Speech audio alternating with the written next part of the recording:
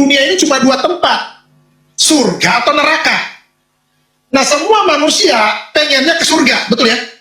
Tapi ingat, kalau mau ke surga, harus kenal sama yang punya surga. Kalau kagak kenal, ya mikir aja sendiri. Shalom Bapak Ibu dan saudara-saudara yang terkasih dimanapun kita berada. Semoga kita semua dalam keadaan sehat dan kita terus diberkati oleh Tuhan Yesus. Ya, kita akan kembali menyaksikan lagi kesaksian yang luar biasa dari seorang murtadin.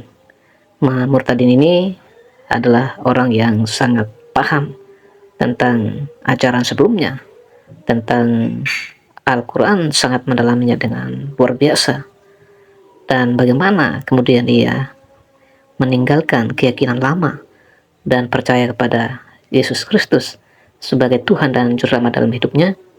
Apa saja yang mendasarinya atau alasan-alasan apa saja yang membuat dia sehingga beliau mengambil satu keputusan dalam hidupnya untuk percaya kepada Yesus Kristus. Ya, tanpa berlama-lama lagi, mari kita sama-sama saksikan kesaksian selengkapnya dari seorang murtadin ini. Selamat menyaksikan. Tuhan Yesus memberkati kita semua.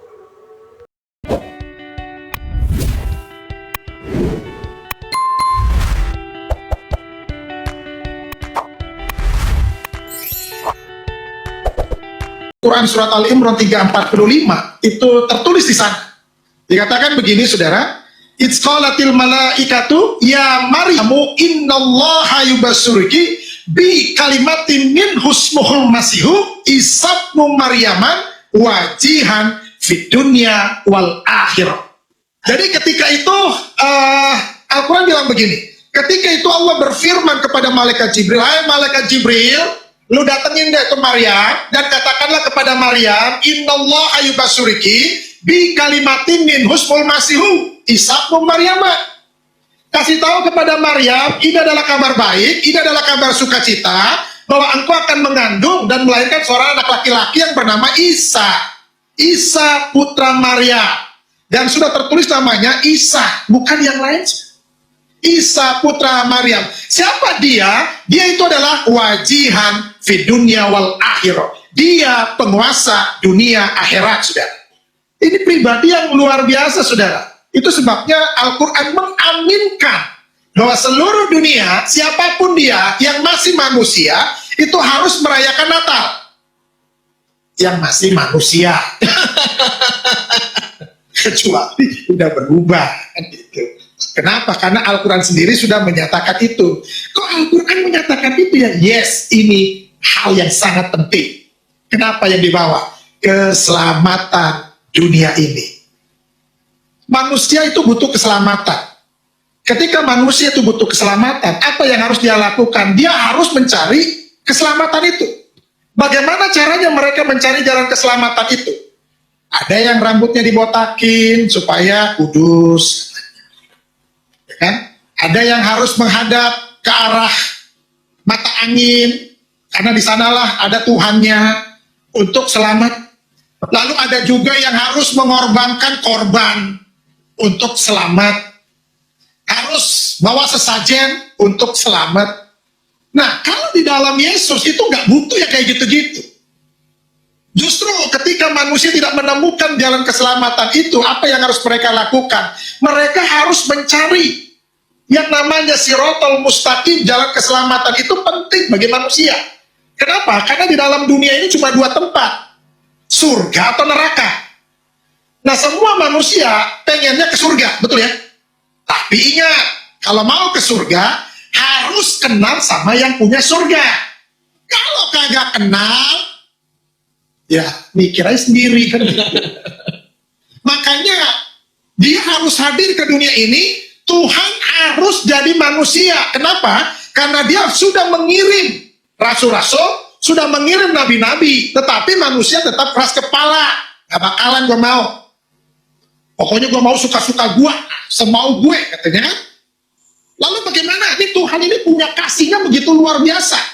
Yang tadi sudah disinggung, karena begitu besar kasih Allah. Apa yang Tuhan mau lakukan? Ini manusia ini harus, semuanya ini harus masuk surga. Karena neraka diciptakan untuk setan, untuk genderuwo, untuk iblis, bukan untuk manusia. manusia ditempatkan semuanya masuk surga. Amin. Tapi yang bagaimana dulu? Nah, itu kemauannya Tuhan, itu hatinya Tuhan. Tuhan mau semua manusia itu masuk surga. Bagaimana caranya untuk Tuhan menyelamatkan manusia? Dia harus jadi manusia. Kenapa harus jadi manusia? Karena yang diselamatkan manusia, bukan monyet. Kalau yang diselamatkan monyet, ya otomatis dia harus jadi monyet dengan bahasa monyet. Tapi yang diselamatkan manusia, itu sebabnya dia harus jadi manusia. Makanya ada yang bilang, Tuhannya orang Kristen lucu, jadi manusia. Suka-suka dia. Dia mau jadi apa, suka-suka dia. Ya puji Tuhan, yang diselamatkan target utamanya adalah manusia, maka dia harus jadi manusia dengan bahasa manusia. Dengan gaya hidup seperti manusia.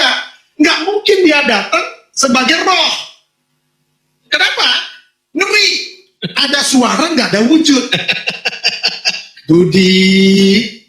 Budi, ada suaranya, tapi nggak ada wujudnya. Bahaya kan ini? Nggak mungkin juga dia tiba-tiba datang, jadi manusia dewasa. Kenapa? Karena manusia selalu mencari silsilah. Dia anak siapa? Bapaknya siapa? Tapi ada tuh yang model kayak gitu, Bang. Ada ya? Mr. Bean. Jatuh. Itu manusia nggak jelas. Maka hidupnya juga nggak jelas. Yesus harus jadi manusia. Dengan bahasa manusia. Untuk tujuannya cuma satu. Manusia harus diselamatkan dan dibawa ke surga. Makanya ini manusia yang sangat suci. Al-Quran bilang begini, saudara. Di dalam Quran surat Maryam 19 ayat 19 dibilang begini. Qala innama ana rasulu rabbika li'ahaba laki gulaman zakiyya. Artinya begini. Ketika malaikat Jibril diutus oleh Allah kepada Maryam, Jibril bilang begini, sesungguhnya aku hanya utusan Allahmu. Aku hanya utusan Tuhanmu. Ini kata Jibril. Untuk apa? Untuk menyampaikan anugerah kepadamu. Apa anugerahnya? Seorang anak laki-laki yang suci. Artinya, Yesus ini bukan manusia berdosa dan tidak ada dosa di dalam hidupnya. Itu sebabnya dia harus menyelamatkan. Kenapa dia harus menyelamatkan? Karena dia tidak berdosa. Yang bisa menyelamatkan manusia adalah orang yang tidak berdosa. Contoh, kalau saudara punya hutang, siapa yang harus bisa membayarnya? Tentunya orang yang nggak punya hutang dan bersih dari hutang. Kalau lu masih punya hutang, lu lalu mau bayarin orang yang punya hutang, gigi lu. Kenapa harus gigi? Lu aja masih punya hutang. Lu mau bayarin hutang gue? Yesus itu bisa menyelamatkan. Kenapa? Itu sebabnya dia disebut sebagai juru selamat. Kenapa disebut sebagai juru selamat? Karena dia tahu keselamatan. Orang itu nggak bisa disebut sebagai juru bicara.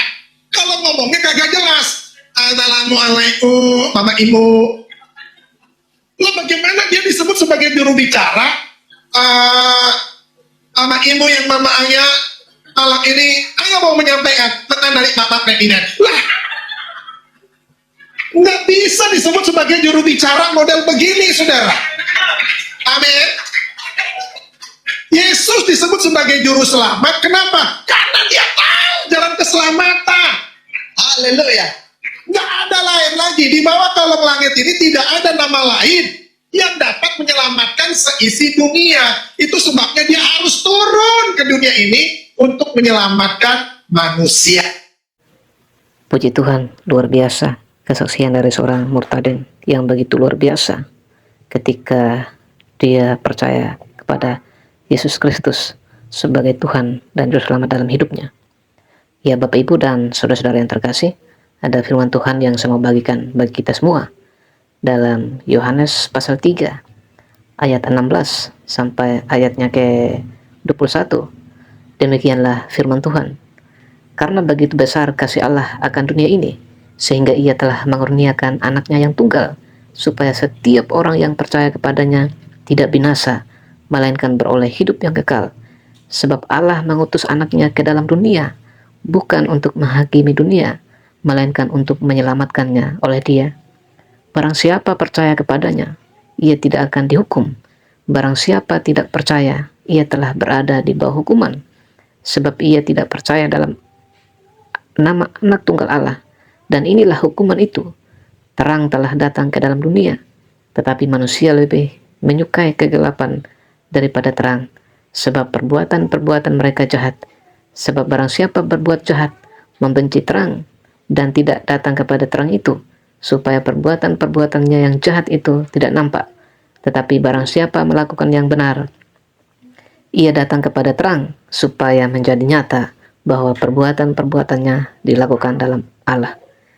Ya, Bapak Ibu, saudara-saudara yang terkasih, kiranya melalui kesaksian dan firman Tuhan yang kita dengarkan boleh memberkati kita, dan kita semakin dikuatkan untuk terus mengikut Tuhan Yesus di dalam kehidupan kita.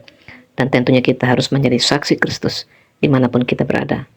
Saya ucapkan terima kasih kepada Bapak Ibu semua yang dukung perkembangan channel ini, dan silakan di-share ke teman-teman yang lain, bahkan di media sosial Bapak Ibu semua, agar banyak orang diberkati dan banyak orang yang percaya kepada Yesus Kristus sebagai Tuhan dan Juru Selamat mereka. Kiranya Tuhan memberkati dan menyertai kehidupan kita dari saat ini sampai selama-lamanya. Tuhan Yesus memberkati. Shalom.